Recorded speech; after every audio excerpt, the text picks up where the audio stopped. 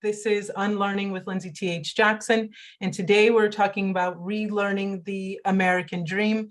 So if some of you thought you were going to be in a room about talking about tax codes or horticulture or the best place to get a hamburger, sadly, this is not that space, and I want to release you to go and find that room. It's probably on another Zoom link, and you'll find yourself in a different metaverse very quickly.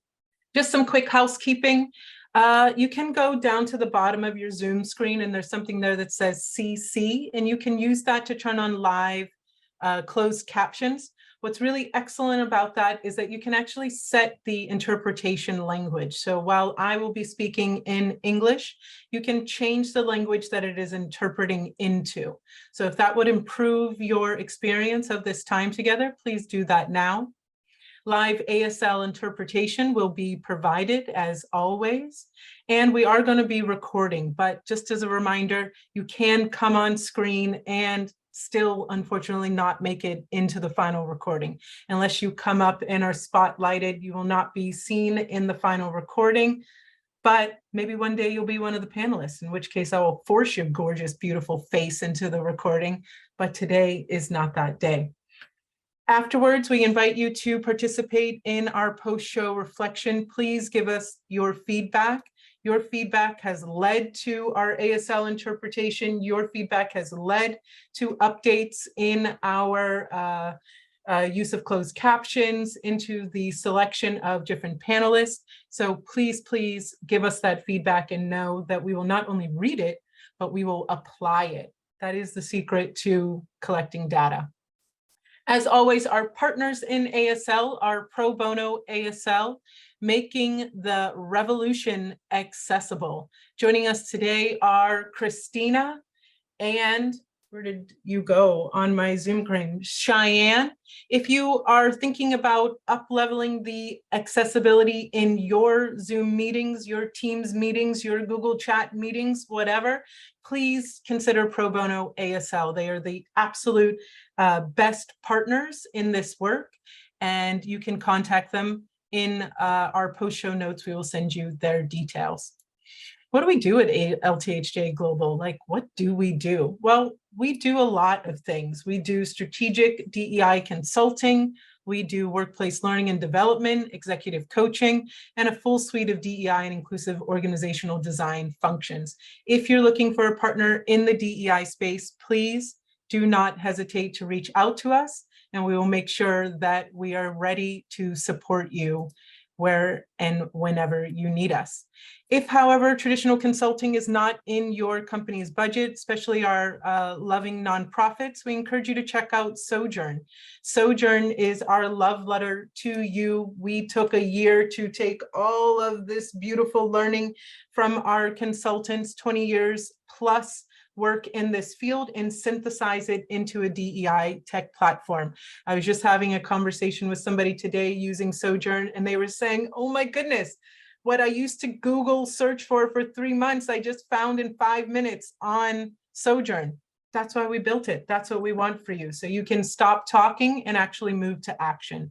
That is what Sojourn has been built lovingly for you to provide. On that, some upcoming live workshops.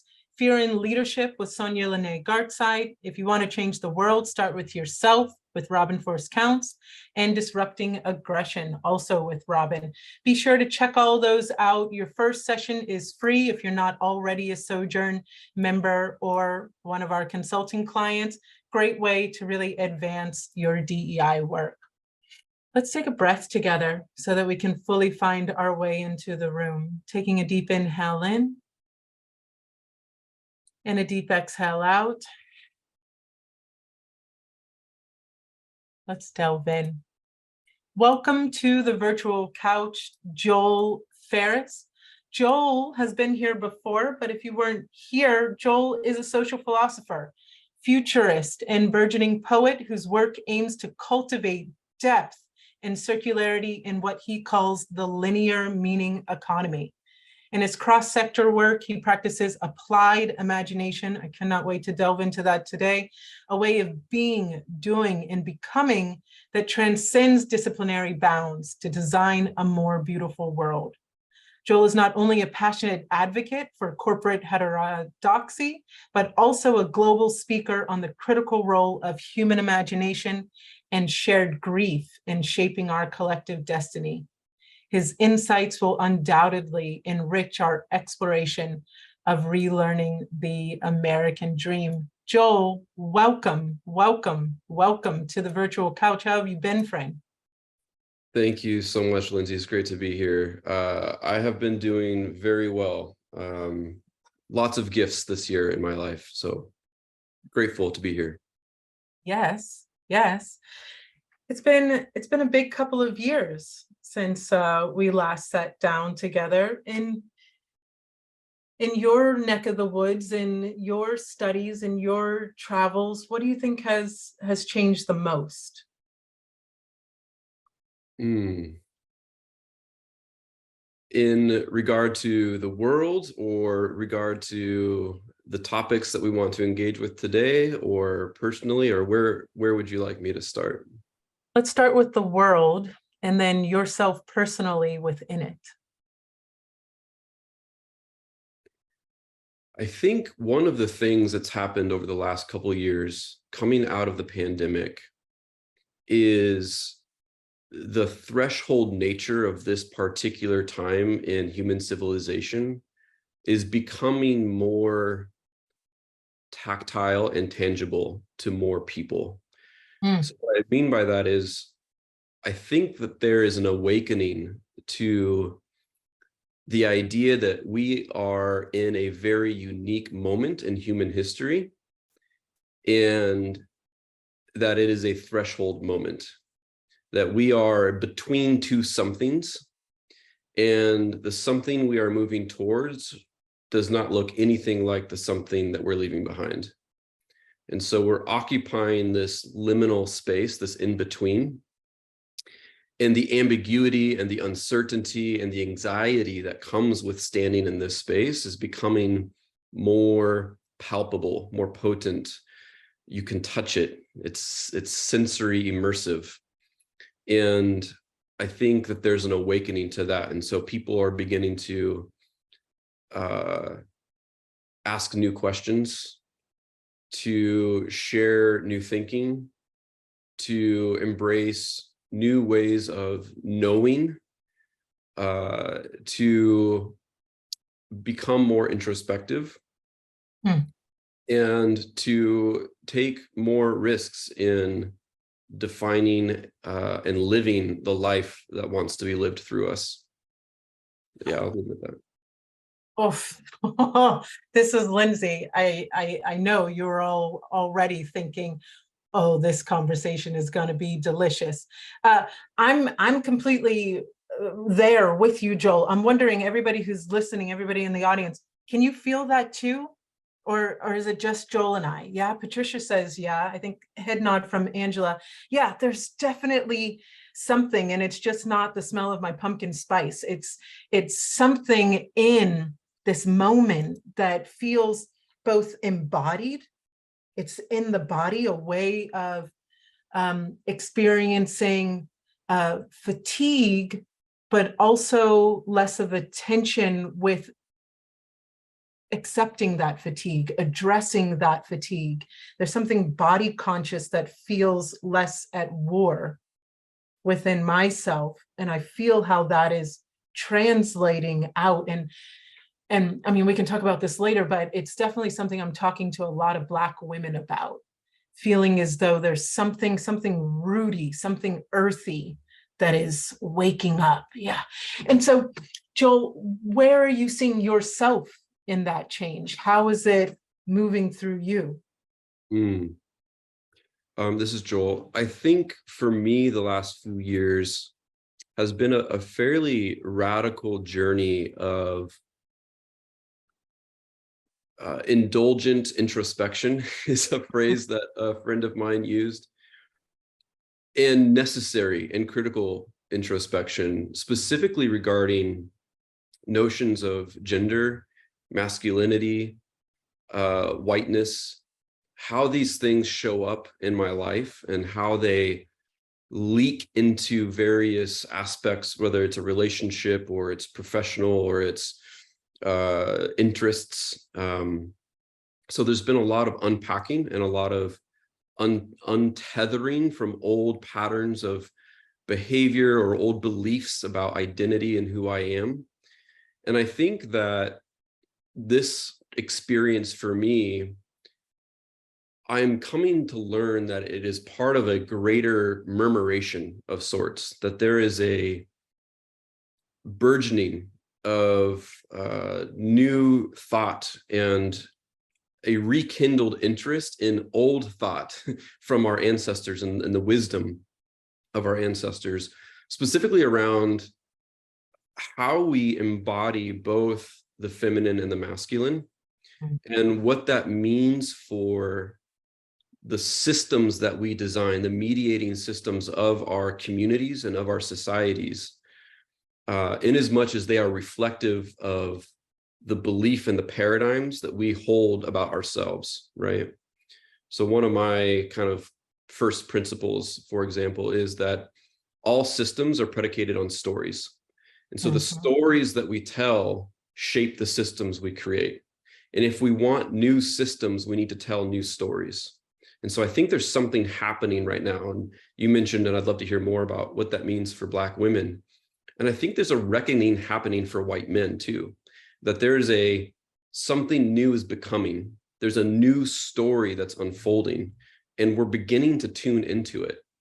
And I think it's going to take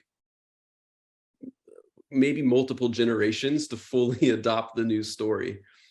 But I do believe there is a greater murmuration happening in the consciousness of humanity at this moment in regard to who am I? Who are we?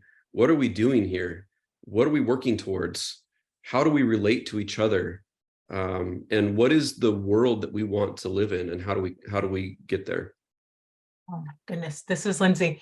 I mean, even as we think of the stories we tell, how they shape the worlds we build or the systems we build, just taking that, being home for the summer with my kiddos, and, so different in working in a completely virtual environment. And so you see my kids coming in and out of meetings. They don't care that this is a meeting with the senior executives or board of an organization. They want to know if they can have chips right now, right? But even watching how the stories that they tell shape their Lego play, right? And so in their Lego play, when they come in, they're like, Mommy, look at this. There's a disabled character. There's a non-binary gendered character, right? There are spaces that have been built in circular models because they're like, well, we needed to make sure that there was an easy entrance for everybody in. So a square didn't seem to fit, a circle seemed to, and I'm going, can you come actually teach at the organizations? Like, right. Yeah. And you and I were joking about it before we, opened up the audience, but this idea of we at our core understand the importance of stories, because that is why when it seems as though things are shifting, historically, again and again, we say, let's burn the books. Let's stop giving access to new and different stories that really tell collective history, as opposed to single-sided victor or colonist stories that have been propagated around the world. Yeah. In thinking through, if somebody on the call today is already noticing the fear come up, you know what, the status quo doesn't really work for me, but I'm afraid of what might be different, what might be new, right? As a white male, why are you not just scared? Like, no, the new will mean lack for me. The new will mean, why are you not going to that story? This is Joel. That's a great question. I think because, and this touches on the last time I was a guest on Unlearning with you, Lindsey, we talked about individuality. And I think that it's interesting you asked that question, because I do believe it hinges on individuality as a construct for understanding self and personhood. There's no fear for me because I don't understand myself as an individual. There's this really great word. The word is holon, Holon. And it was originally used in biology, but the philosopher Ken Wilber has used it to talk about the nature of our connections. And the way that he uses this word holon is, a holon is something that is in itself a contained complete system and simultaneously a part of a greater, bigger complete system. And so for me, understanding self and personhood in the context of the greater connective whole, think about all of the contingencies and dependencies that selfhood is predicated on. I am me, a conscious individual, because I live in a world in which there is light and oxygen, because there is an atmosphere, because there's gravity, and there's a star creating light. There's photosynthesis that creates the oxygen that I need to breathe. Gravity exists because there are like atoms and molecules and all of these things that create mass that were pulled together through this force of allurement, right? Bucky Fuller calls gravity metaphysical love, right? That there were, without gravity, there would have just been, quantum soup after the Big Bang, right? And so my personhood, my sense of self is rooted and found in this story of dependencies and contingencies that go all the way back to the beginning of the universe. And so when you can see yourself as part of this unfolding emergent pattern of life and not just a self-contained individual, then that future, all the future is an extension of what's been happening for 13.8 billion years. That future is a continual emerging unfolding of all that has ever been. And I'm a part of that. And when you look at geological time spans or, universal time spans, a single life is so short. And it's to see this amount of change in that context in this short amount of time is actually quite a gift, because no other human in history has lived through so much rapid change. I can't imagine those who were born in the mid 20th century and all they've lived through, right? I'm a millennial. I'll be 40 next year. So I haven't seen as much change as those who are a bit older than I have, but people living on Earth today are seeing more change than any previous generation in human history. So yes, if I, as an individual, think of my selfhood and my personhood contained to my immediate community and my belief system and my dogmatic kind of approach to making sense of reality, and this immediate here and now is going to look different tomorrow, and all of my security and all of the things that I find as fulfillment in my life are tied to a static state of the world, then sure, I'll be scared. I might have fear about the future. But if I understand myself as part of a greater whole that has been unfolding for 13.8 billion years, I have no fear of the future. This is Lindsey. Yes, because the great lie is that we are disconnected, right? Mm-hmm. That we are not, and somehow my actions here do not have some sort of repercussion in spaces that I've never even seen or imagined or conceived of. And, it's actually Ken Wilber who I think, I don't know, today I'm very much thinking about children because my kiddos went back to school today. But Ken Wilber, I love when he talks about introducing language to your children, he says, be careful not to limit the dream for them, right? Put things in such a fixed, finite state so that their system, so that their imagination becomes locked. And so, for example, he says, tell your children, we call this such and such.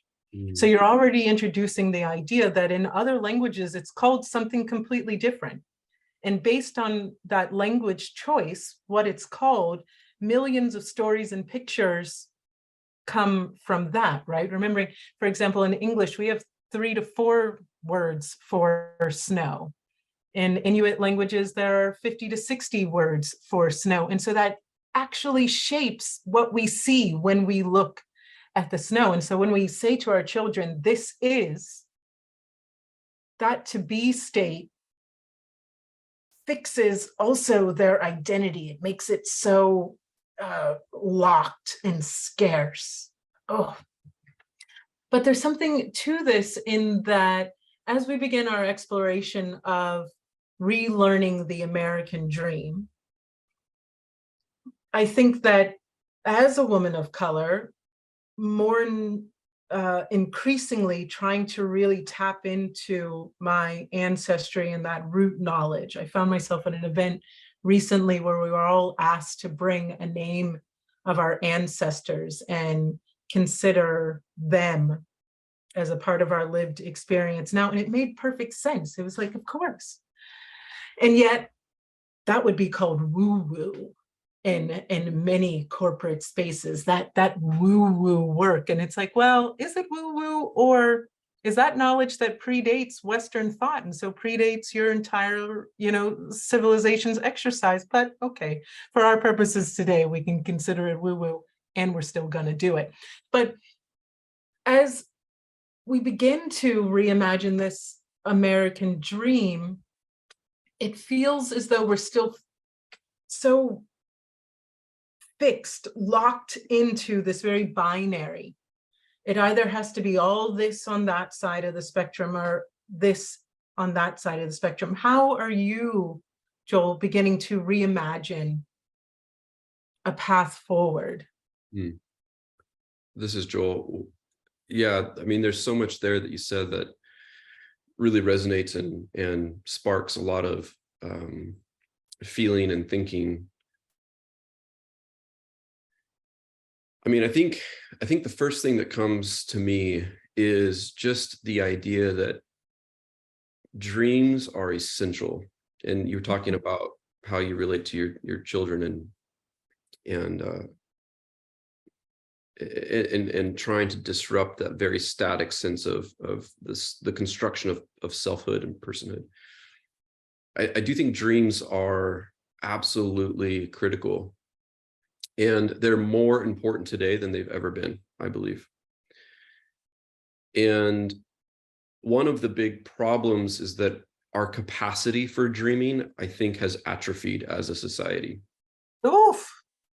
And so our dreams are small and they're very narrow, and they're contained to these buckets that are very small. That we call self, an individual, right? And I think part of that is that we have crested the hill of peak empiricism in the I mean, I was just having an amazing conversation about decolonizing epistemology, which is the philosophy of what we know and the philosophy of knowledge and how we know. And modern Western epistemology, modern ways of knowing, primarily rationality, reason, empiricism, have been used and weaponized in imperialism throughout the world, and have been weaponized to undermine what we do refer to, Lindsey, often as woo-woo, but to undermine and devalidate alternative ways of knowing. So what you're talking about there in trying to make a conscious embodied connection to an ancestor and their lived experience is a way of knowing It's a way of knowing how life was lived and how we can live life moving forward, right? That's wisdom, but it's not empirical knowledge. And so it's easily devalidated and dismissed by modern empirical rational thought. And I think that that's the big challenge that we're facing, that our lack of capacity for dreaming is perpetuated by the cult of dataism, which is the peak religious organization of empiricism. It runs rampant in our organizations and in the enterprise and in our corporate entities. And so everything that we do is data driven, right? It's not dream driven. And so what that ultimately leads to is derivative incremental progress, and at a time when we need massive forward leaps. So that's why dreaming is so important. So we need a post-rational epistemology. We need ways of knowing that incorporate empirical information, but are driven by dreaming and intuition and imagination and all of the woo-woo stuff that, I think is core to making contact with the future. And one of my favorite philosophers, her name's Esther Meek, and she was a student of a early 20th century philosopher named Michael Polanyi. And he had this epistemology, this way of knowing that I thought was really beautiful. And basically the idea is that all wisdom, all knowledge exists. And we don't invent new knowledge, we encounter it. And so what happens is that we have to pursue it in a relationship. And so Esther Meek would say things like, the reason that Einstein discovered, quote unquote, the fundamental laws of the universe that we know today as quantum physics was because he pursued that reality out of love, right? It was a love-fueled pursuit. And so it was relational in nature. And I think that dreaming is such a core component of pursuing reality, or what could be, rather, in love, so that it self-discloses itself to us, right? And so dreaming, in my mind, is the pursuit of reality, in as much as reality discloses itself to us in a way that maybe we can't fully empirically or rationally justify. That's a dream. But we need those dreams, because going back, dreams are the bedrock of stories. And if we want to design new systems, we need new stories, which means we need to grow in our capacity to dream, which means we need to shed the shackles of empiricism and dataism and all of that.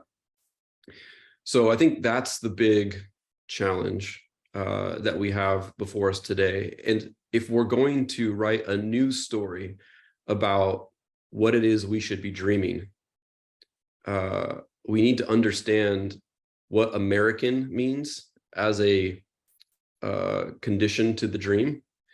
And we need to free ourselves, liberate ourselves from the constraints of the American Americana that we know of the past, and be ready to encounter reality as it discloses itself to us in ways that might feel post-rational.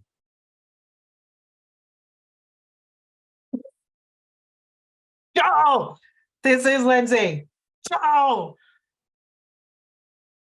everybody take a breath, because I know that that was so damn delicious, and it's just making its way through your cells all the way up to the top of your head, down to your toes.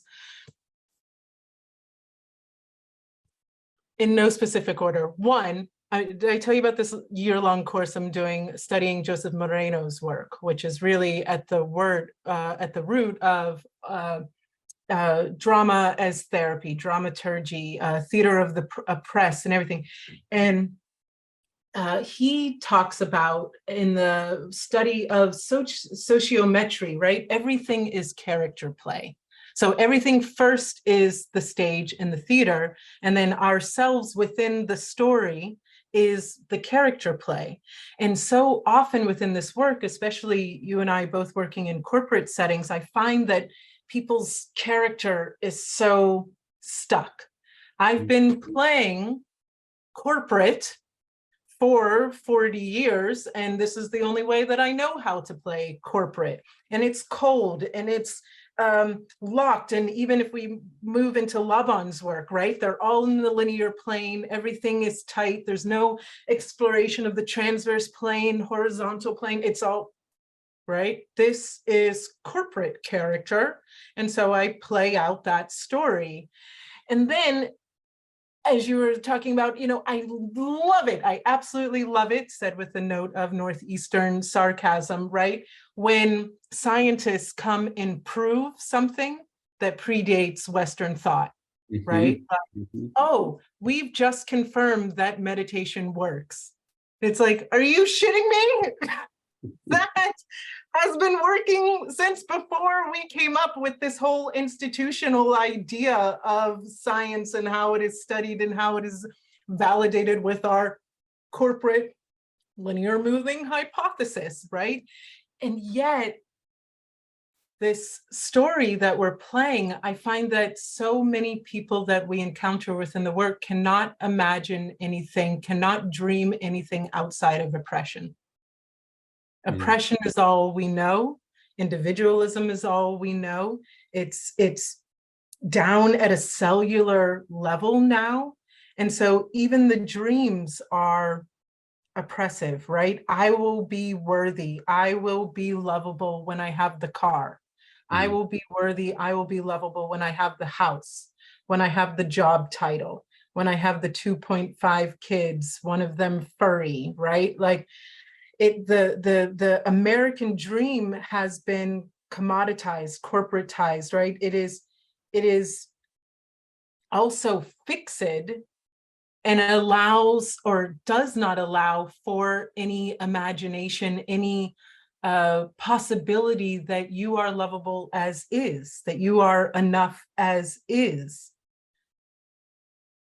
And that without even being able to dream that possibility, it seems as though the other dreaming then is not accessible. How do we, does anybody, okay, I've been trying to train myself not to ask, does any of that make sense, when I know it makes sense? It's hard work here, right? But how have you been unlocking yourself from that first oppressive thought that, Joel, you're only valuable if you have those McDonald's style American dream things?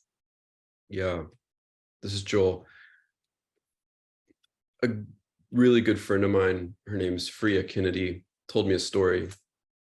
She does similar work in coaching corporate executives, and she told me a story where one of her clients said, I just want to show up to work as my authentic self. And Freya said, do you know who your authentic self is? And she goes on to say that the authentic self we often think we are is actually our coping self. And this goes back to the first thing you said, Lindsey, about just this, like, this is who the corporate is, this is who I'm supposed to be, right? And the idea is that we wear these costumes, we mask, and we all do this in various ways, depending on our context. And so the first step is, one, becoming aware of your costume.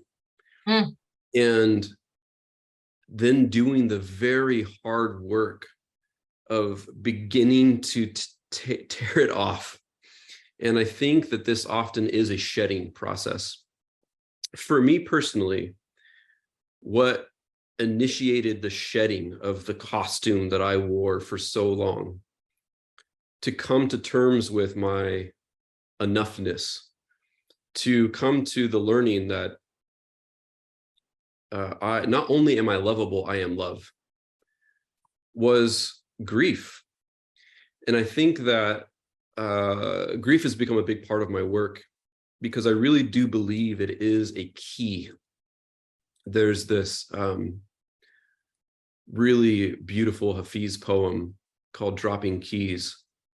And I'm going to try and remember it. The proud man everywhere he goes, he locks people up in cages. But the wise man, stooping low so he doesn't hit his head on the moon, goes about all night dropping keys for the raucous, rowdy prisoners. And I think that image of these keys dropping and unlocking cages, to me, that's an image that I hold with grief, that grief is this key that unlocks an understanding of self, because what it does is it gives you permission to not numb the woundedness, to not live in a state of anesthesia or a state of amnesia, but into a full embrace of all of the pain and the woundedness and the hurt, all of the aspects of your life, the experiences that you've never had permission nor time or space to mourn. When you do that and you lean into it, it is like it's like being caked in mud and being sprayed down with a hose, because it really, I think, brings out the core of who you are. And I think that that's a lot of hard work. Again, in Western culture, we're not equipped for. It's very, very uncomfortable. It hurts so deeply. That ache hurts so deeply. And there is a lot of fear about going there for people, about re-inviting the outcasts, those parts of themselves that they have shunned or shamed, going to them and giving those parts of yourself a hug and re-inviting them back into your wholeness. And when you begin to do that work, when you begin to lean into your grief, when you begin to mourn your wounds, when you begin to name your trauma, and when you begin to invite it all back into hospitable union with your fullness, you begin to discover your authentic self. And suddenly you find that that costume that you've been wearing for so long no longer fits. It's much too tight. You can't button the buttons, and it starts to fall apart. And so you have no choice left but to stand in your fullness, in your authenticity. The problem is, and the challenge is, especially in corporate environments, that is messy as fuck, right? To bring all of that, to bring your woundedness and your trauma and your intuition and your dreams and your aspirations and your hurts and your shadow and your giftedness and your bigness and your loudness, right? All of these things, we don't design environments in the corporate space to allow for that. It is feral. And that's what we need to solve for. So that's the first thing. Our coping self is not our true self, and we need to shed our coping self. I think there was another thing that I was going to speak to, but maybe I'll stop there before I jump into the American Dream thing specifically, to see if there are follow-up questions to any of that. I'm just like, let's pour out another one, Joel. We're into the second glass of wine now. I'm just, I always love chatting with you because I love how much you're like top shelf word choice, whereas I'm down in I'm like an onion. I'm Donkey from Shrek. I'm like an onion, and I got to keep peeling back the onions, the layers. Not a parfait. It is the onion, and I so relate to that experience. And in my own work, it's fascinating that it was in the dream state that I was able to do a lot of my healing, because characters that I didn't feel that I, as a Black woman, was permissible to play in real life, I could play them in my dream, or that's where I could start playing that character. I could play angry for what it feels like to move through the world, this world, as a Black woman. I could play grieving.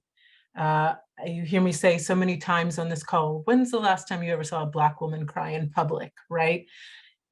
Can't do it in public, not in this society, but I could do it in my dream state.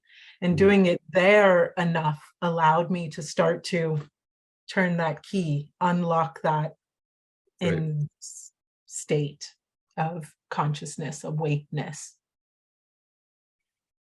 Let's move into that second part. How can we bring that aspect of what is really just our human maturation?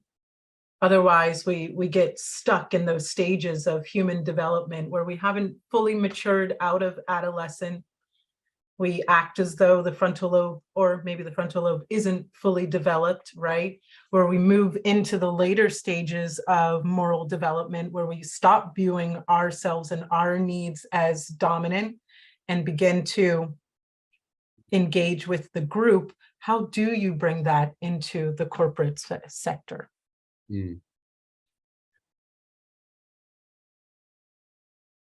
This is Joel. That's a big question. And I think that there are probably more ways to do that than we possibly have time for. A couple things that come to mind immediately.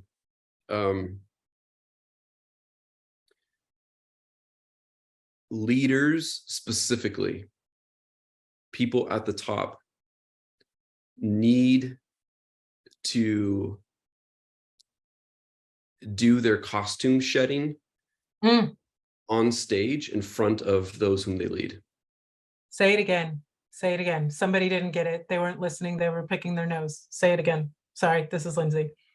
Those who lead need to model costume shedding, the work of deconstructing the coping self on stage in front of those that they lead. I think that is the paragon of leadership in the 21st century. There is more being asked of leaders today in that regard than there ever has been. Yet there is such a stubborn resistance to it because it is terrifying to do that work. And what I say to anyone who claims to be a leader or aspires to leadership is that you are not cut out for leadership if you do not have the courage to live your work in the fullness of vulnerability and transparency and to heal in public. If you are not willing to heal in public, you're not cut out for leadership. That's the kind of leadership that we need. So that's the first thing that I would say. I think the second thing is, as you heal in public, you model permission for others to begin the same process. And what happens when that kind of collective organizational healing begins to take root, all of the silly systems that we have in today's corporate organizations, like management hierarchies, become more and more silly. Because what we find is that as people begin to heal, they begin to integrate, they begin to grow and expand in their awareness of selfhood, specifically in their relationship to others. Things like autonomy, agency, respect, trust make far more sense than things like top-down control management styles or centralized models of collaboration, right? I think even the idea of productivity itself begins to feel narrow and silly, because when we think about what is value and how do we create value in an organization, as we heal, our concept and descriptions and definitions of value expand exponentially. And so the silliness coefficient of our organization increases, and the flatness and the decentralized nature of the organization increases simultaneously. And so what you have is you have integrated, empowered individuals with agency and autonomy to collaborate as teams and communities to create value in an ongoing, emergent way that leads to not just shareholder value, but social value, ecological value, human value, existential value. And this is what I mean when I say linear meaning economy. Many of us are familiar with what the linear material economy is, right? This idea that we extract resources, we transform those things into products, and eventually those products get thrown in a dump, right? They go to a landfill. It's linear. It's one life. There's no circularity. That's the linear material economy. Well, meaning operates the same way. And the American dream is one of the biggest culprits of the linear meaning economy. The linear meaning economy is my source of meaning, my source of fulfillment and purpose is not regenerative. It is extractive in nature. It comes from having authority over others. It comes from the title or the paycheck. It comes from all of the consumption and acquisition of things, right? That's not a regenerative, sustainable source of meaning. And eventually it dies. And so I got to go get more of it. I need the bigger car. I need the better house. I need the new job. I need because I can't, it's not sustainable. It's not restorative. It's not regenerating. So I have to constantly feed this fire. It's linear in nature. And so I think the American dream as this pursuit of acquiring wealth through material goods is a very, very reductionistic way to think about the American dream. I know it's much more sophisticated and multidimensional than that, but if you were to distill it down to that, that is the linear meaning economy. And so what we need, and I think what we can do in our organizations as we heal in public, cultivate environments in which others can do the same, is we begin to see the silliness of the linear nature of our economies, both materially and in meaning.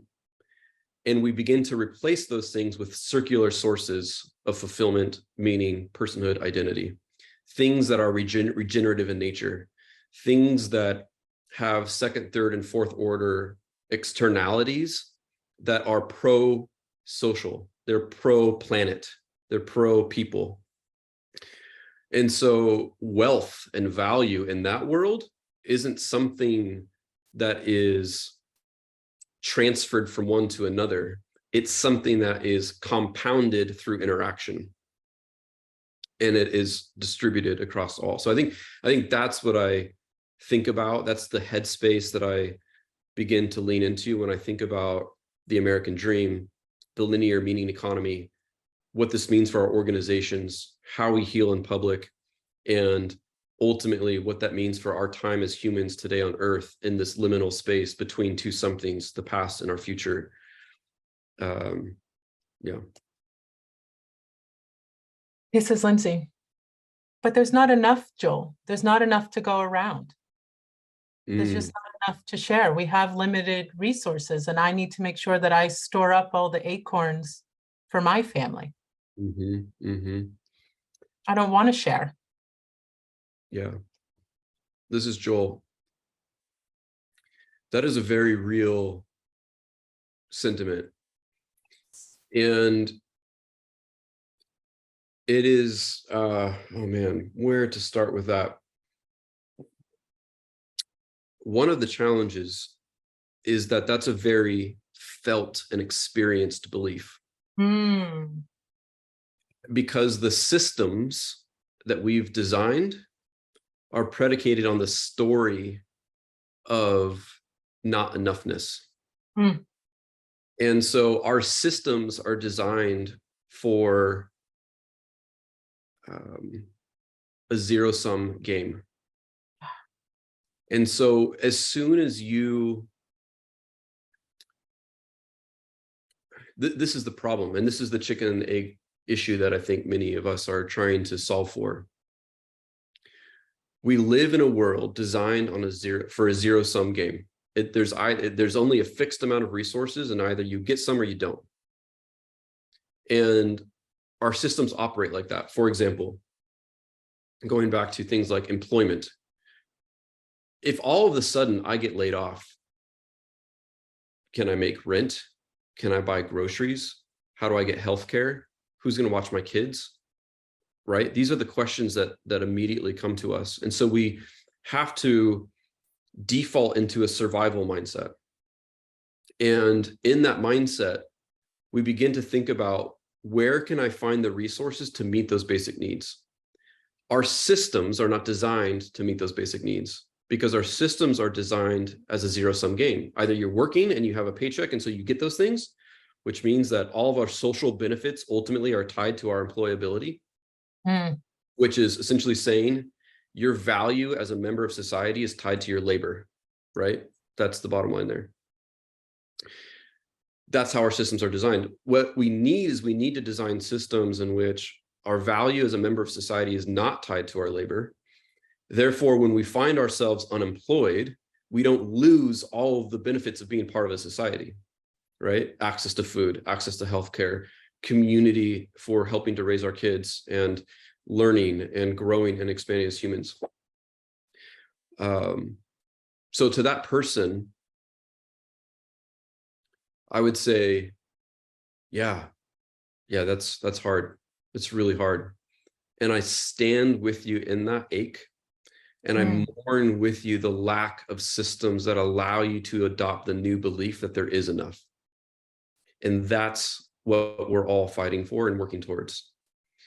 And so what you're seeing right now is many grassroots approaches to solving for that.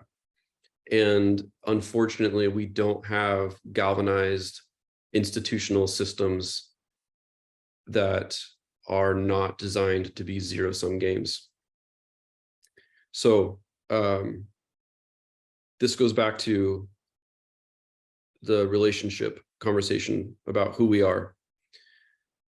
I would say, for somebody who's sitting in that space of there's not enough, I would say, I can't convince you that there is, but I know that you'll convince yourself if you begin to see yourself as part of a bigger whole. And I'd have to leave it at that. This is Lindsey. Sitting next to that person, I'm envisioning a person who's saying, everything that you just described, Joel, that could never be possible, right? And that goes all the way back to the beginning, where we must also hold that person who can't imagine anything else, and who holds themselves bound by the concept that we can't plant seeds now that will bear fruit later. Let's hold space for them as well. I know that some of you have to leave for your 2 o'clock meeting that is definitely going to be as loving and juicy as this. And so we release you to that. But for those that can stay and would like to pose a question yourself to Joel, please pop that into the chat window for us, or open up your mic and ask Joel directly. Welcome to the virtual stage.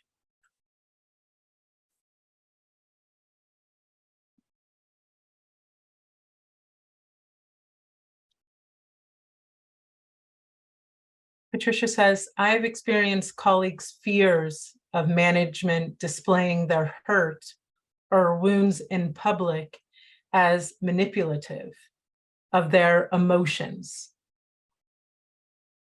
Perhaps if I can add to that, Patricia, what is that boundary between, I'm imagining what we sometimes see the tension in workplaces in this language that we use called white tears, right? Using that manipulation to avoid any dreaming or possibility of what the corporate context could look like without microaggressions, macroaggressions, micro-invalidations, and harassment, versus what you were talking about, Joel, which is really public healing. What's the difference? How would you be able to have a felt sense of one or the other? Yeah, that's a great question. And I do think that that's a very real thing. I've experienced it. I know it's deeply ingrained because it becomes performance, right? Healing can become performance, especially for people who look like me in positions of leadership and power and influence. It becomes another mask. It becomes another costume. And I think that's really hard. And I don't know if I don't believe that there's any one singular way to really kind of, get to what is authentic versus what's not, versus what's performative versus what's not, or manipulative. And I always ask myself, well, I'll start with this. I had a mentor a few years ago. About 8 years ago, I was in a position where I was having a very, very hard time with my boss. Very hard time. Just, it was traumatic. And I went to this mentor and I was kind of complaining to him about this boss. And he said, what's the MRI? And I was like, what do you mean MRI? And he goes, what's the most respectful interpretation you can make of their behavior? And I thought, I don't want to do that. This person's an asshole. They're being a jerk. They're doing all these things. He goes, yeah. But do you have any control over that? No. What do you have control over? I only have control over me. Okay. So you can control how you think and interpret and respond to that behavior, but you can't control the behavior. Yes. Okay. So what's the most respectful interpretation you can make? How gracious can you possibly be for that and towards that person? And so this has now become core to my practice. Whenever I find myself in conflict or suspicious of manipulation or any of these things, I ask myself, okay, take a deep breath. What's the MRI? How do I make the most respectful interpretation? Because my experience of healing has been that it looks clumsy as hell, right? And you don't get it right. I know in my own healing from patriarchy and whiteness, I have said stupid shit in front of others that I feel deeply embarrassed and ashamed of, right? In my own healing. And I'm trying to heal, but it didn't come across well. And I have many of those embarrassing moments, and I imagine I will continue to. And so I ask myself, what's the most respectful interpretation I can make? And then, why do I suspect manipulation? What is it about me, in my experience, in the costumes that I wear, that lead me to suspicion of manipulation? Why would I think that? And what does that feeling, and can I observe the thought or the feeling of manipulation in a non-judgmental way, and ask that part of me that is suspicious of the manipulation, what it's protecting me from, or what it's trying to teach me, or what could I do different, or is it even still serving me? Maybe the suspicion of manipulation was born out of a terrible relationship that I had with my parents growing up. And it's now actually impeding me from intimate relationship with this person who has no nefarious bone in their body, but is authentically trying to do their work. And so I think that seeing those things come to you as a mirror where you can see yourself more fully is an important part of all of this. We're going to have to do another episode. Sorry, Christina, this is Lindsey, on this specifically. And we touched on it a little bit when Leticia Nieto was here, around what the agent rank and target rank look like, their work looks like side by side. And I think as it pertains to liberation work, as it pertains to corporate heterodoxy, am I saying that word properly, Joel? Heterodoxy, yeah, to be a corporate heretic, yeah. Yes. There's so much unlearning to do about the childhood trauma, the societal trauma that we bring into the work of human relationship. Mhm. And we see so much in the work, and believe me, one day I'll write something about it. The ways that people approach the work of relationship, of liberation, of dream making, still rooted in their white supremacy cultural norms, and then expect something different to come from it. Mhm. Right? I want something different, but I'm going to use the exact same tools to try to get there. That's right.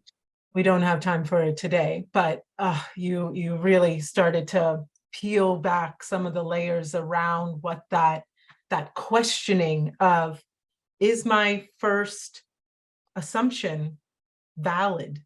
It's valid in the sense that it is real. It is rooted in some aspect of my character play, my experience.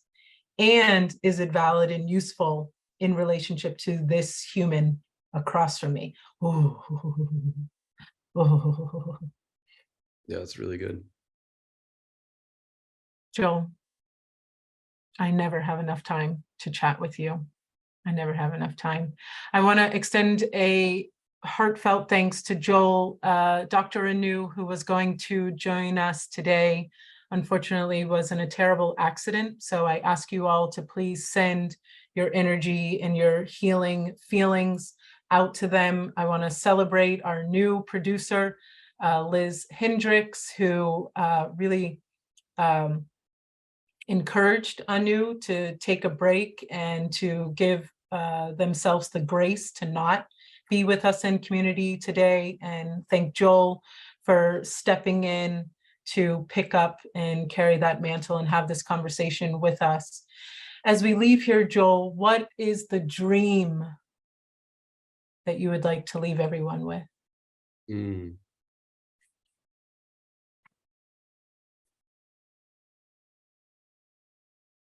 Wow, that's a great question.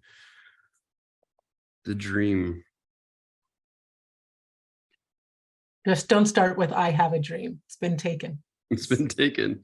I think, okay, this is like unironically, I'm not saying this ironically, the dream to dream. Mm. Just, and whatever that looks like for you in your context, to untether yourself from feasibility and viability and reality and all of that, and to throw yourself into the deep end of what could be, when we're so consumed with what should be.